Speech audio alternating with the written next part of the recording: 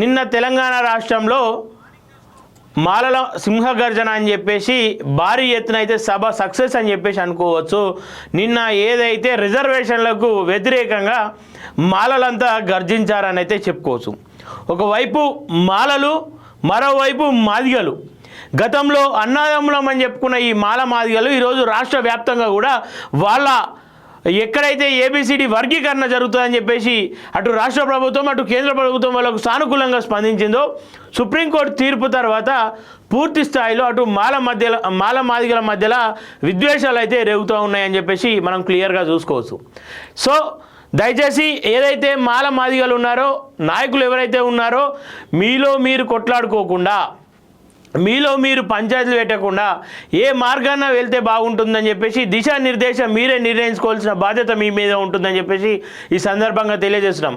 అలాగే ఈ కాంగ్రెస్ కూడా ఏదైతే సుప్రీంకోర్టు తీర్పు తర్వాత అసెంబ్లీ సాక్షిగా కాంగ్రెస్ ప్రభుత్వం క్లియర్గా చెప్పింది, దేశంలోనే రిజర్వేషన్ ఏదైతే వర్గీకరణ అమలు చేసిన మొట్టమొదటి రాష్ట్రంగా తెలంగాణలో మా తెలంగాణ ఉంటుంది, మా దేశంలోనే మొదటి స్థానంలో మా తెలంగాణ ఉంటుందని చెప్పేసి రేవంత్ రెడ్డి స్వయంగా చెప్పాడు.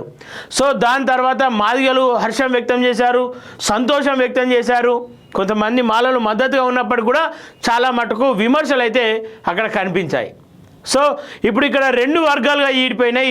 అది కాంగ్రెస్లో ఉన్న మాదిగల వర్గం ఒకటి, కాంగ్రెస్లో ఉన్న మాలల వర్గం మరొకటి. ఒకే పార్టీలో ఉన్న రెండు వర్గాలు ఈరోజు కొట్లాడుకుంటూ ఉన్నాయి. నిన్న ఏదైతే వివేక్ వెంకటస్వామి కావచ్చు, అనేక మంది కాంగ్రెస్ నాయకులు ఉన్నారు అదే స్టేజ్ పైన, అనేక మంది ప్రతిపక్షాలు ఉన్నారు, పార్టీలకు సంబంధం లేకుండా అనేక మంది నిన్న ఆ సభలో పాల్గొన్నారు. గతంలో మాదిగల సభలు పెట్టినప్పుడు కూడా అందులో కాంగ్రెస్ వాళ్ళు ఉన్నారు, బీజేపీ, బీఆర్ఎస్ అంటే వివిధ పార్టీల వాళ్ళు కూడా అందులో క్లియర్గా ఉన్నారు. అలాగే ఏదైతే క్లియర్గా మందకృష్ణ మాదిగ గతంలో బీజేపీ అధికారంలోకి రావాలని చెప్పేసి పని చేసిండో దానిపైన కూడా విమర్శలు వినిపిస్తూ ఉన్నాయి. కేవలం మందకృష్ణ మాదిగ రాజకీయ లబ్ధి కోసమే, రాజకీయంగా ఎదగకుండా రాజకీయాల్లో లబ్ధులు ఉన్నాయి కాబట్టి ఆయన మద్దతు తెలుపుతుందని చెప్పేసి చెప్తా ఉన్నారు కొంతమంది. 30 ఏళ్ళ పోరాటం, రాజకీయంగా ఎదగాలనుకుంటే మందకృష్ణకు ఎప్పుడో అవకాశాలు అనేకం ఉంటుండే, కానీ రాజకీయాన్ని పక్కన పెట్టి కేవలం మాదిగల కోసం, మా జాతుల కోసం పోరాటం చేసిందని చెప్పేసి ఒక వర్గం చెప్తా ఉంది.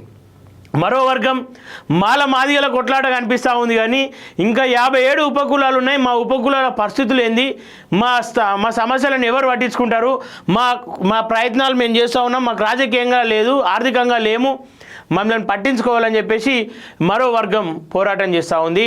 సో ఏదైతే ఏబిసిడి వర్గీకరణ ఉందో దానివల్ల మేలు ఉంది అనుకుంటే దాన్ని ఖచ్చితంగా అమలు చేయాల్సిందే, మేలు లేదు అనుకుంటే దాని ద్వారా జరిగే నష్టాలను క్లియర్గా చూపించి అటు మాదిగ నాయకులను కావచ్చు, ఇటు మాల నాయకులను కావచ్చు కూర్చుండబెట్టి ఒక చోట వీరందరినీ కూర్చుండబెట్టి వాళ్ళను కాంప్రమైజ్ చేయాల్సిన అవసరం ఎంతైనా ఉంది. ఖచ్చితంగా పోరాటాలు చేసుకొని విమర్శలు చేసుకుంటే ద్వేషాలు తప్ప మరొకటి సాధించలేరు అనేది ఖచ్చితంగా గుర్తుపెట్టుకోవాల్సిన అవసరం ఎంతైనా ఉంది.